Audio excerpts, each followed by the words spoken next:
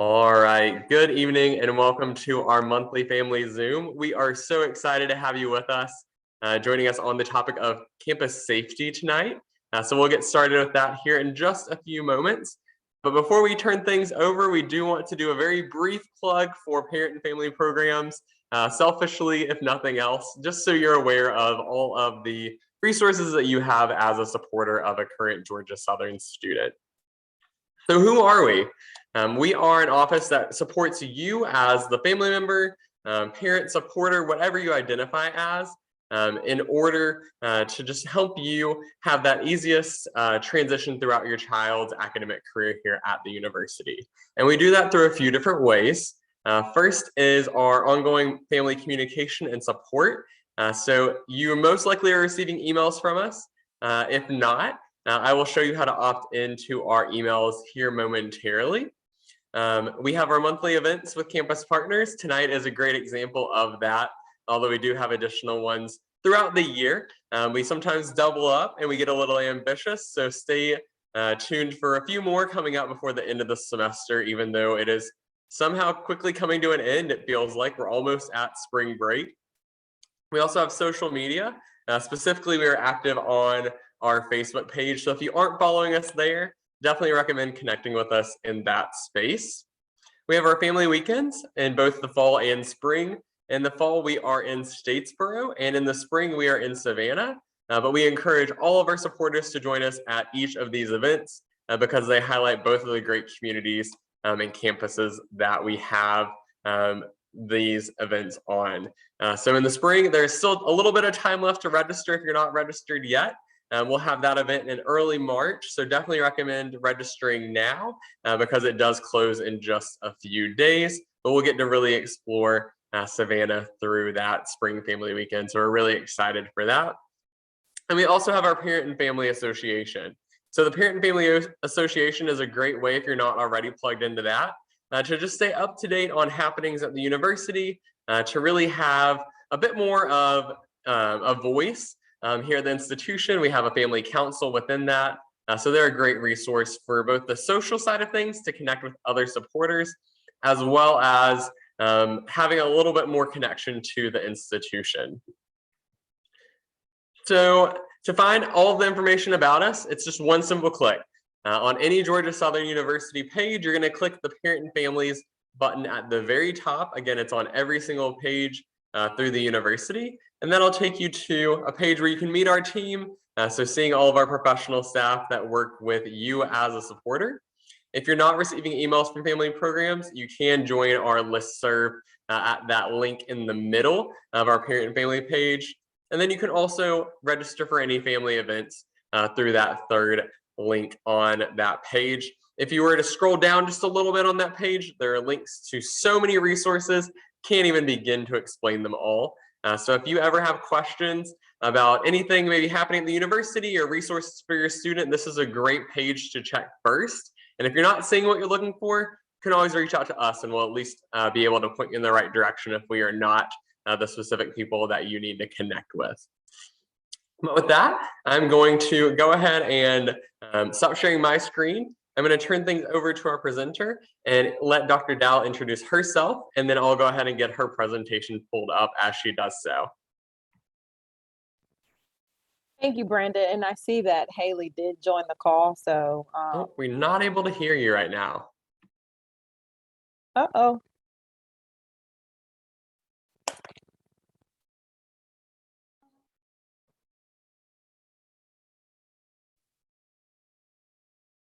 Can you hear me now, Brenda? Still not able to hear you.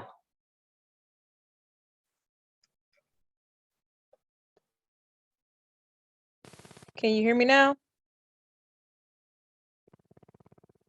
Okay, awesome. I see the chat. Thank God for chat. Still not able to hear you, Dr. Dow. Uh-oh. Okay. Apparently they can hear you. I just can't hear you for some reason. So I'm going to figure out what's going on with my sound and let you take on. Oh, okay. Well, then I'm reading the chat and folks say they can hear me. Okay. Okay, well, good evening, everyone, and then so sorry for the mishaps. I'm Aileen Dow, and I do have the pleasure of serving as the associate vice president and dean of students. And then I see that our co-presenter Haley is on here, and she's saying that she's unable to activate camera. That's fine, Haley. As long as you're able to be able to chat, then that's all that matters. And then I guess we'll go ahead and get this presentation started. Brandon, can you pull it up on there, or can I, do you want me to do it on my end? All right, I see it. We are there, friends. Awesome. So we can go ahead and this will be split into a Dean of Students portion with the resources. So we'll kick off with Dean of Students, and then I'll transition to Haley so that she can provide the campus safety portion. So we can go ahead and move on to the next slide, please.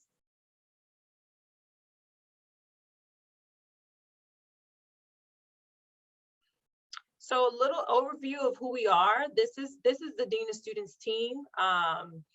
It is comprised of myself as AVP Dean of Students, and then we have our Associate Dean, Dr. Whitesell, and then we have two Assistant Deans, Casey Weaver at the Statesboro campus and Dr. Kyle Holmes at the Armstrong campus. So we are a split campus office. We have a campus location at Statesboro, specifically above Chick-fil-A. So if your students are asking, where is the Dean of Students office? Above Chick-fil-A in the Union is where we are located. And then at Armstrong, we are in the Union as well, on the second floor above the galley. So the dining hall at Armstrong is the galley. So we're on the second floor of the galley. So food and office is where we clearly our theme when we design our office structure. So, and then of course our support system, our admins. Brandon, can switch to the next slide, please. Our admins, Ms. Barbara Mosley. So if you call the Statesboro office, you're probably going to talk to Ms. Barbara Mosley on the left. And then if you call our Armstrong campus, then you're probably going to talk to Ms. Cherie Gum on the right. And they are just as, if not more knowledgeable than our team. So please know that if you do talk to our administrative assistants or executive assistants, they are just as capable of helping and point resources in the right direction as we are. Then we'll transition to our mission. Just know that we are your student advocate. This is a whole bunch of words on a page just to know that we are the primary student advocate for the entire campus. So any resources that your student needs in order to be successful at Georgia Southern University, 9 times out of 10, our office can facilitate that with problem solving, crisis resolution, any kind of shifts in academic schedule, or anything that is unprecedented or unforeseen that your student is experiencing. Our office is probably going to be at the core of that. So we can move forward to the next slide. But here are some specific things that our office facilitates, and I'll go through these, just a quick overview, just so you understand what this is. So a hardship withdrawal. So think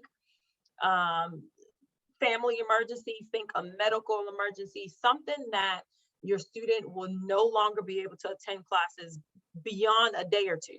So think long-term. If it's anything over a week, we try to, anything over a week or 2 weeks, definitely when that gap of missing classes is a result of something, then we typically recommend students to go through a hardship withdrawal. So we have different categories for this, different criteria, but just think, if my student is going to be missing classes for more than a week, then we probably will start encouraging students to have that withdrawal conversation. But on the flip side, if your student is just going to be missing class for a day or two, some kind of emergency came up that they'll be missing a class or two, nothing major, nothing that is extensive, then we can provide a faculty notification just to tell the faculty members, hey, John Doe would be missing class from such periods to such period. Please work with the student on making up assignments. The biggest thing for our students and parents that we want to communicate is that with hardship withdrawals is you leaving classes for the rest of the semester. Faculty notifications, you just need to miss a few days and you'll make up the assignment. Likewise, any other crises, and crisis can be very expanded to be anything that can impact the student's success. We would like to know that. So please let us know if any of these things are happening that will impact the students' attendance at Georgia Southern. We also have two food pantries where we have your typical canned goods, supplies. We also have a few toiletries and personal items as well at both campuses. So if that's something, a resource that students need, then please know that that is available. Likewise, any student complaints, so parking, grade appeal, anything that the student is like, okay, I need someone to help me resolve this or help me kind of overcome this in your typical complaint format, then we also facilitate that between your student and then the department that they need the incident resolved. But above all else, we still like to connect with students. We still want to be able to see them and say, hey, check in. How are you? How are things going? How can we help you get connected and engaged at university? So our office is really a one-stop shop, and we try to be a one-stop shop to where students feel like they're not being bounced around and helping them resolve whatever it is. Please move to the next slide. And then here's just contact information for us. That's the best way. Email and of course phone are the best ways to contact the Dean of Students office. So please do not hesitate to reach out.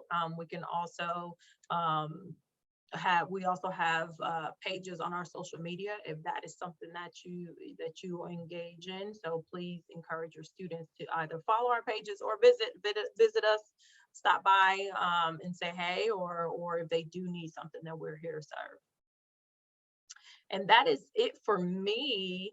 I'll shift it over to Haley with public safety information.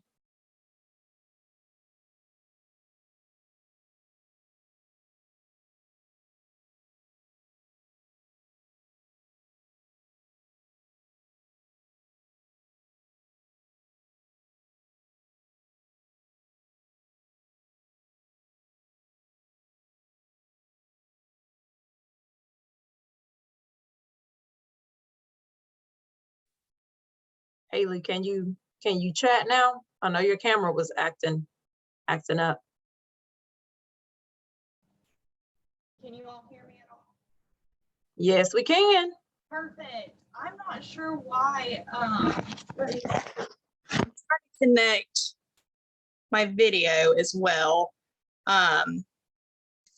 Hopefully I can get that figured out. Sorry for my technical issues, y'all. But my name is Haley Shutley, and I am an investigator and crime prevention officer with the Georgia Southern Police Department. I work primarily on the Statesboro campus.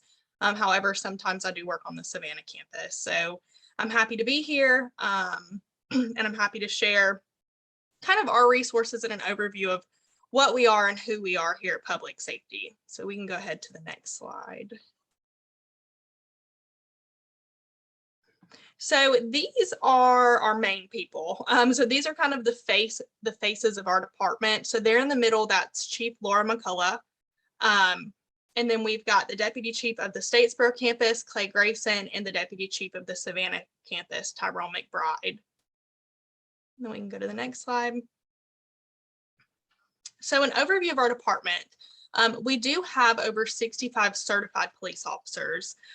So we often get the question, are you all security or are you police? So we are certified police officers in the state of Georgia. We've got about 43 officers on the Statesboro campus and 22 on the Savannah campus.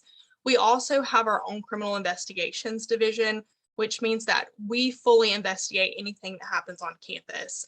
So that can be anywhere from theft all the way to, we do accidents and things of that nature. We also have two canines, Rocky and Avatar, They are explosive detection dogs, so they are able to, they sniff for anything that would, a component of an explosive. So also firearms. We have our own dispatch directly in our police department. And then we have offices on the Statesboro and Savannah campus, and we are open 24 hours, 365 days. So even when students aren't here, we still are. So some emergency and safety measures that we do have a campus-wide emergency messaging system. We refer to that as Eagle Alert. So this is going to be available for faculty, staff, and students only. And so we oftentimes have parents question, like, well, why can't we get those alerts? This is the first thing that we're going to send out. So it's super important that the people that are on campus are the ones that are receiving those alerts so that they are able to get to a safe location if they need to. Now for parents and family members and things of that nature, we will post any kind of campus crime alerts directly to the public safety website, as well as send out emails. Those may be labeled timely warnings. And then we'll also post them on campus at pertinent locations. And one thing that is super important for everybody to know is that we have 24-hour access to housing and counseling personnel. So we understand that, you know, emergencies don't happen just in that realm of like 8 to 5 p.m. So it's important for our students and our parents to know that we can get a counselor at any time if we need one. And so here are some safety resources. So Live Safe is a safety app that we have on campus. And we encourage all students as well as parents to download Live Safe. You can pick which campus you're on and it'll pull up the resources specific to that campus. But some of the great things about the app is, one, students are able to report things to us through the app. So they can call us directly through the app, but another cool thing is that they can actually text us things. So we live in a world where not a lot of people like to pick up the phone and call. It can be intimidating. We understand that. So with Live Safe, students still have the opportunity to report things to us if they don't feel comfortable picking up the phone and calling. Also, this is great because we have a slogan here that's, if you see something, say something. So students might not feel comfortable calling our office about something that might seem small to them. But if it is anything that kind of makes the hair stand up on the back of their neck, we want to know about it because we want to make sure that it's not anything serious. So being able to text greatly for students to be able to report things to us. Another great resource in the app is that students can request what we call a safety escort. So they can do that either in person, where we will come and pick them up and take them from point A to point B, or if they don't want to be seen getting out of a police car, which we understand, we do offer what's called a virtual escort through the app. And so what that looks like is a student will temporarily enable their location. So it's not like Live 360 where you can constantly see their location. This is just temporarily shared location for the duration of where they're trying to get to.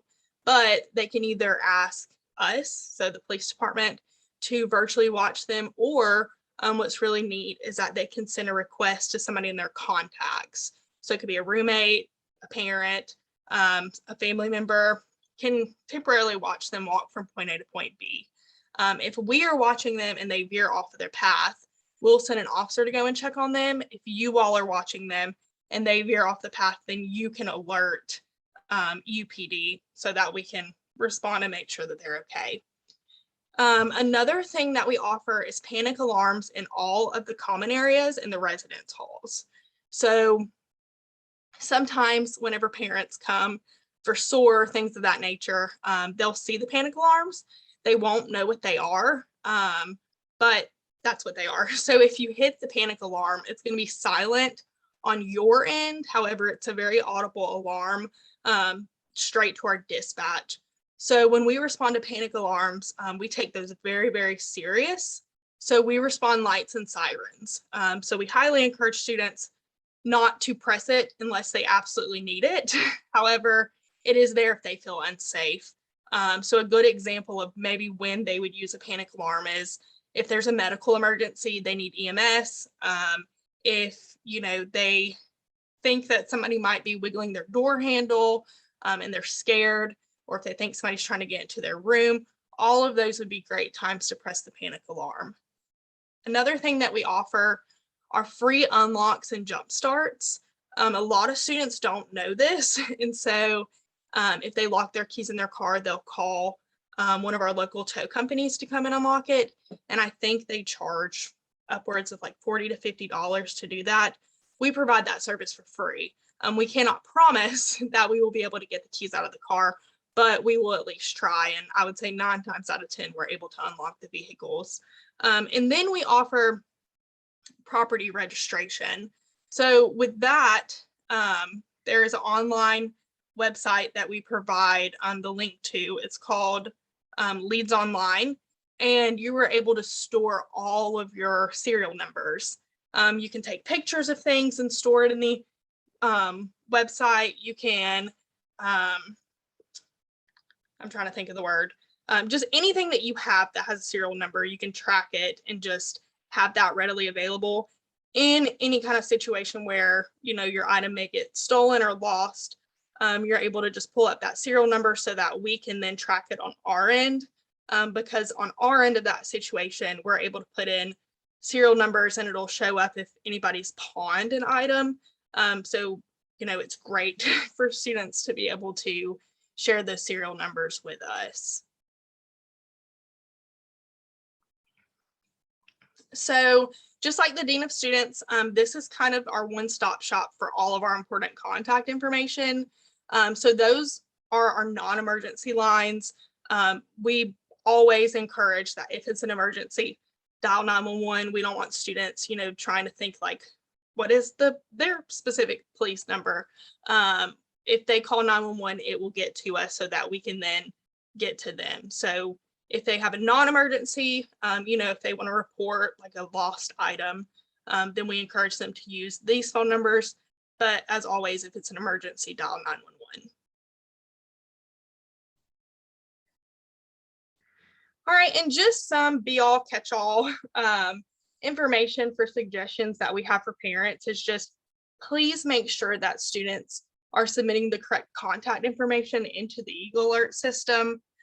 Again, we know that you all want to know what's going on campus. However, the students need to get this alert because they're the ones that are on campus. So please make sure that they double check and make sure that it's their contact information for the Eagle Alert, and they can do that through their My Georgia Southern. Also, as a parent, just know how to get in touch with your kid. So, if you call them and they're not answering, it's great for you to be able to get in contact with maybe their friends or their roommates. So, having their phone numbers and things of that nature in the instance that you can't get in touch with your child. However, if you were unable to get in touch with your child and you're worried about them, we will be more than happy to do a welfare check just to make sure that they're doing okay. Also, know where their residence hall is located. So as a university, we are not allowed to release that information to you as far as like their room number and things like that. And while we can get that information, if it's an emergency, it's quicker if you know that information so that you can provide that to us. Again, know that we have 24-hour access to housing and counseling personnel. And then in case of emergency, stay tuned to our website for updates and instructions. And lastly, one question that we get often, are parents wondering, what our specific statistics are on certain crimes that occur on campus. We do provide that to you directly on our public safety website. It's going to be under crime information and it's going to be labeled campus crime statistics with the Clery Act. So I think that is the end of the presentation. And I think we'll open it up for questions.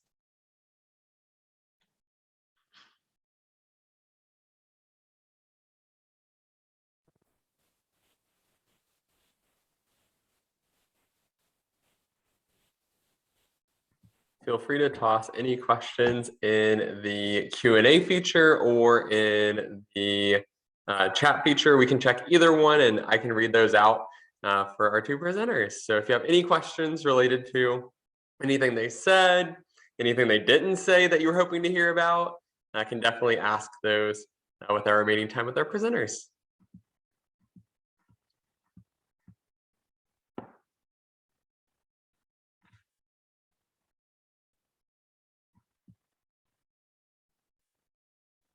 We'll give everyone a few moments to type questions if you do have any. I know it can take a minute to form your question and get it typed.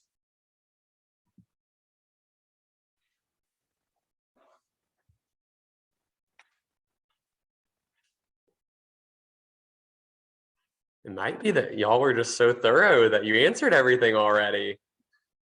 Oh, I hope that's the case, but of course, that's usually not. So please feel free to ask us questions. Our departments work very closely together. Oh, there is one. There we go. Awesome. So someone has an incoming student and they're looking at Southern Pines. So what is lighting like in that area? Or maybe if we want to even expand to what's lighting like on campus and residential areas with the residence halls, what's lighting look like? Yeah, so I love this question. So we actually have, I would say, great lighting on campus. And we actually will oftentimes do like a walk around campus, and we'll invite students to walk with us. And we will take certain routes so that we can identify if there are any not so well lit areas on campus. We definitely have access to maintenance personnel that can always get more lighting in certain areas if we have students or parents or visitors who feel like there's areas that need to be better lit. So as y'all move forward, with students coming, if you visit that area and you feel like it's not, well lit, definitely let somebody with our office know so that we can address that for you. And one thing that I always like to add,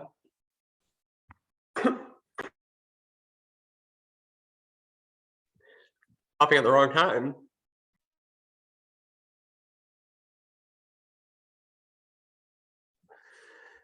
Try again. One thing that I like to say too is if it's normally well lit and your student notices maybe a light's out, definitely don't just assume someone else is going to report it. Encourage your student to be the one that says it, because I would hate for someone to say, oh, well, it hasn't been like working in a week or longer. Definitely encourage them to report it, because if facility doesn't know to fix it, they can't fix it. So definitely encourage your students to report those things. Awesome. We did get another question. Does the police department offer self-defense classes? Yes, and I'm so happy that somebody asked this, because I actually did leave this out of my resources question or resources slide. So we do offer a women's self-defense course. We are actually in the works of trying to get an instructor certified in the men's self-defense course, but right now we do offer the women's self-defense course, and it's called RAD, which stands for Rape, Aggression, Defense. We work closely with personnel from student health promotions as well as the counseling center. So we have instructors from not only the police department, but we also have a counselor who is an instructor, and I think 2 from health promotions. So we all work really closely together to host those classes. We try to do them once or twice a semester.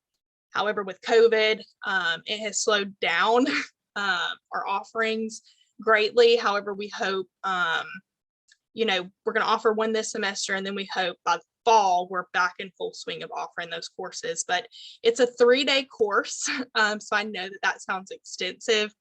We split it up to be 4 hours on each day. We usually try to offer it from 3 p.m. to 7 p.m. as we know that students have classes during the day. But it's a very hands-on course. And on the last day of the course, you are able to go through what we call a simulation. So we have our instructors gear up in these big red suits, and then we let students gear up in pads. And we go through certain situations that students may find themselves in. And the reason why we do that is because we discuss all of these myths that women hear on a daily basis. And so we want to be able to show these students that, you know, the myths are what they are, myths. So we put them through these scenarios, and it's really empowering for our students to be able to get through that scenario. So it's something that maybe they've never had to encounter, and we hope that they never have to encounter. But by going through the simulation, they can see that they are actually able to defend themselves and get out of that situation. So it's a very, very empowering class. And again, it's called RAD, and it's completely free to all faculty, staff, and students.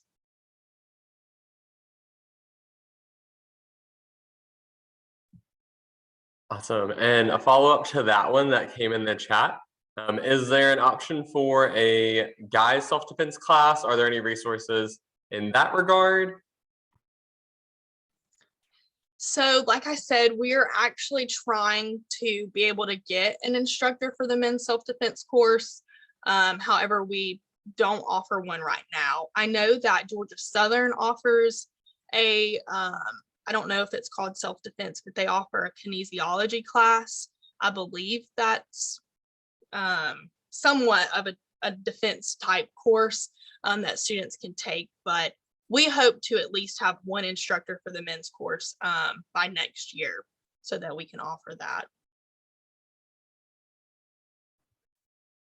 Awesome. Thank you. Yeah, a lot of great resources on campus, a lot of free resources on campus. So definitely encourage you to encourage your students to take advantage of those. We did have one other question so far, and feel free to continue submitting.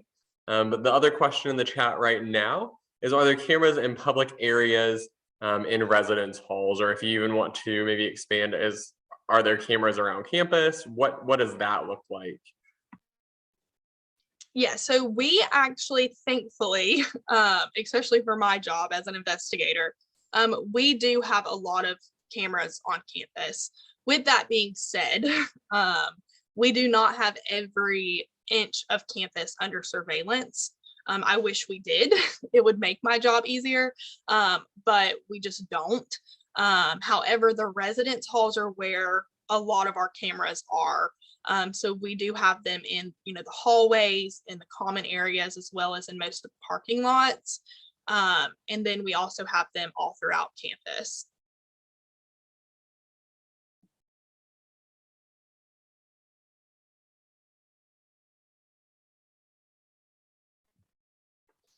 Awesome. Any final questions?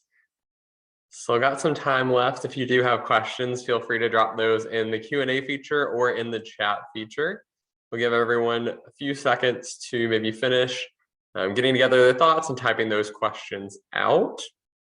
If we don't see any in a few seconds, we'll assume that all the questions have been asked, everything's been answered, you're content experts now, and we're going to bring you in for the next presentation. Awesome. Another question came in, and this one seems like it's for you, Dr. Dow. So faculty notifications on students being out for whatever reason. Can a professor reject that? And if so, what could that look like? Is that often, if it's even allowed? No, so that's an awesome question. No, to be fair, a lot of our faculty have worked with the Dean of Students office, so they know that we go through a legit vetting process in order to submit a faculty notification. We don't send those without proper documentation. So we'll just use the funeral example as an example. Typically, a student will say, "Hey, I have a funeral to attend, and if it's out of state, I have to fly. So these are the days that my flight are." So we'll request, like, let me see your flight itinerary. Let me see a program of the funeral. Let me see an obituary. Those are some of the documentation. We ensure that we require that documentation so that when we send it to faculty know that it's been vetted, it's been approved, it's legit, and they work with the student on making those assignments. So we don't see those rejected by faculty members because they know that we do a thorough job of gathering that information.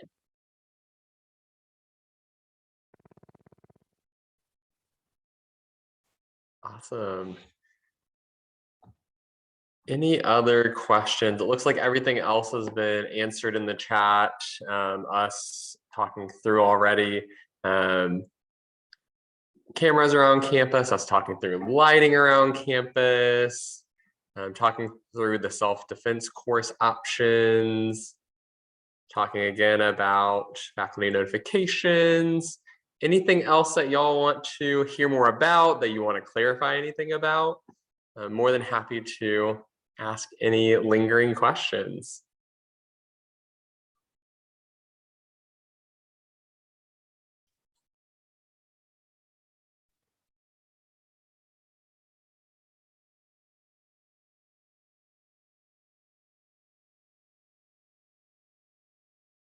Give it just a few more seconds.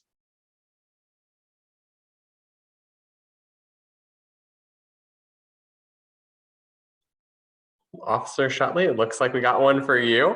I know that there are a lot of great services through public safety, but do you help with flat tires? So it depends who's working. So we don't advertise that we help with flat tires. However, if an officer knows how to change a tire and they're riding around and see, somebody struggling to do that, oftentimes they will offer a hand to help.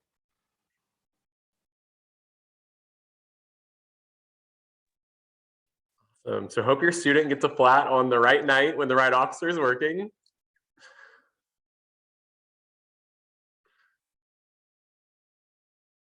Any other last questions?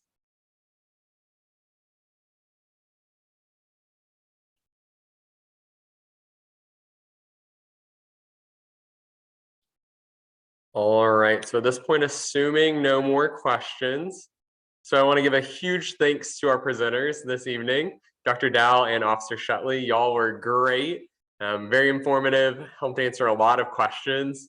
I'm really glad to see so many questions coming in and glad we could give some information. And I know this will hopefully help those who weren't able to make it tonight and are watching our recording too, because we know that this information is important for all of our supporters at the institution, because campus safety is a very real aspect of being a college student. And I think we do a pretty darn good job. So we definitely want to make y'all aware of things that we have here on campus. So with that, we are going to go ahead and close out our time together. And thank you so much for attending tonight for those who are live. And thanks for watching the recording if you're watching this at a later time. And go ahead and stop our recording now.